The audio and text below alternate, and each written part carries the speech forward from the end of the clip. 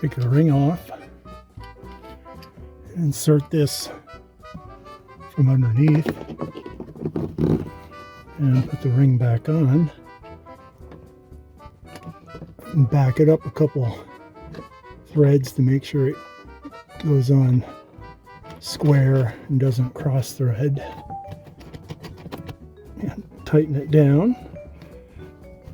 It just needs to be finger tight. There's no reason to use tools here.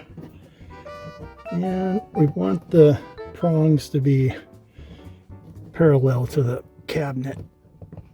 And that will make the dust cover snap on the correct direction. So it looks like this from underneath. And that way, when you're laying down on the bunk and you look up, there you go, that'll be the view. Our meter shows that the red is positive and the white is ground. You really don't need a meter for this. The white goes to the gold colored terminal and the red goes to the silver. And you can see the terminals are below the level of the cover that needs to be put back in place. Now that the connections have been made, the device is working. And there's a tap switch to turn that light off, in case you find that annoying. And there's also a nice dust cover, and it's semi-transparent. Let's see what it looks like. It looks brighter on the video than it does in person. It's a very dim blue. But again, you just tap that once and it'll shut the light off.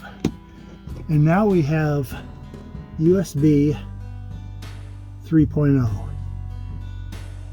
So we'll gain some charging speed, about 30% faster charging, and it also runs about 45% cooler, and it's an upgrade. And we repeat the process on the other side. Remove the terminals, the wires from the terminals, and remove the retaining nut. That one is pretty tight. I'm going to have to use a screwdriver just to give a push on one of these ears. And I know we carry a little multi-tool. There it is. This container. Okay. That's all it took.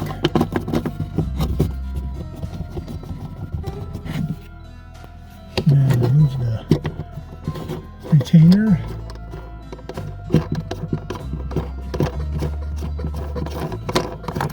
Okay.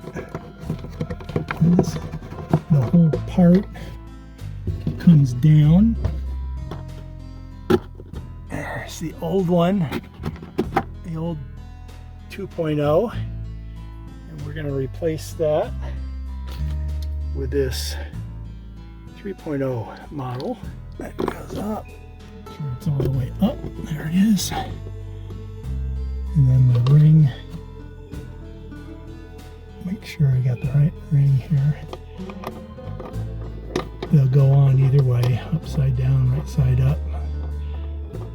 But I want to use the ring that came with the 3.0, just in case the threads are a little different. Bring it down.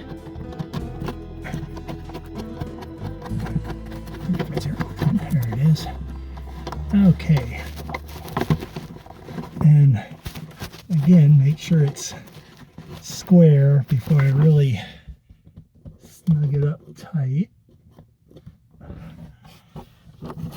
because if I look up and I see that that USB port is crooked, I'll never be able to sleep at night, right? Okay, that looks perfect. I'll get it nice and tight.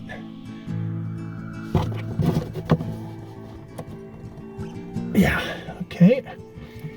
And then make sure I get the red one on the silver post. There it is. And the white one on the gold post. There it is. And then the shelves go in one at a time. Just make sure that this wiring here isn't in the way for sliding this all the way underneath and all the way forward. Otherwise there won't be enough room to get the second one in. And the covers just fit nice and snug back together, which is what they should be. Well done, beam. We're at 80%.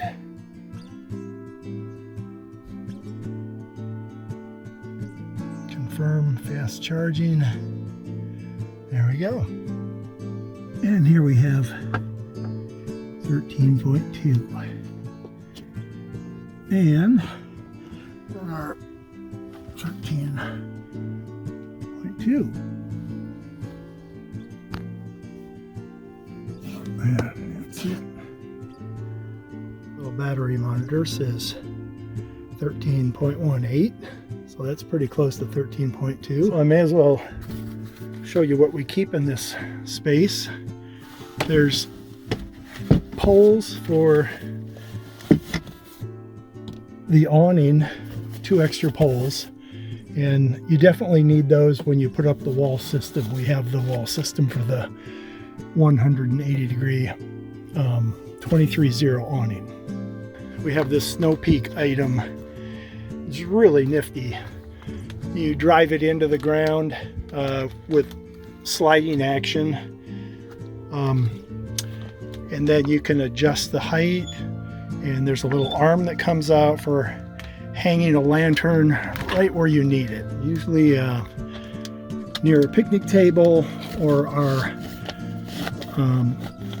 fender table, or where we're going to do dishes that night. Anyway, it's just really handy.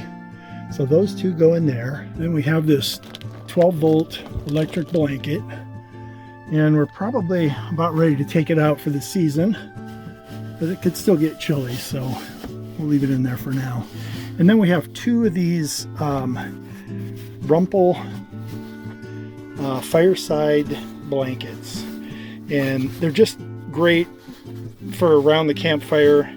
There's a couple of features that make them kind of nifty.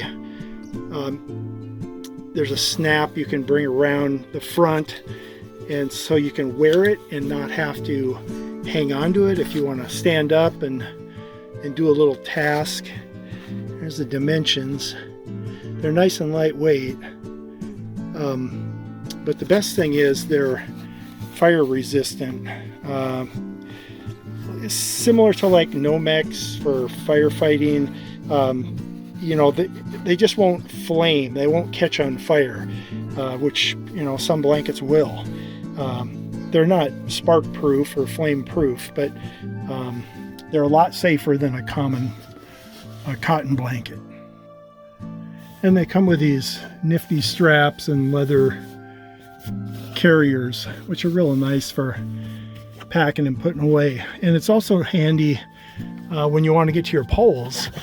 You just pull these out. You don't have to fold things and unfold things. You can just snake the poles out and put these back in, and yeah, works good. There it is. Snow Peak gear is not cheap, but you definitely get what you pay for. This time of year, we're just using fitted flannel sheets and a light wool blanket, and we have a queen size sleeping bag if we wind up in high altitudes. And that's it.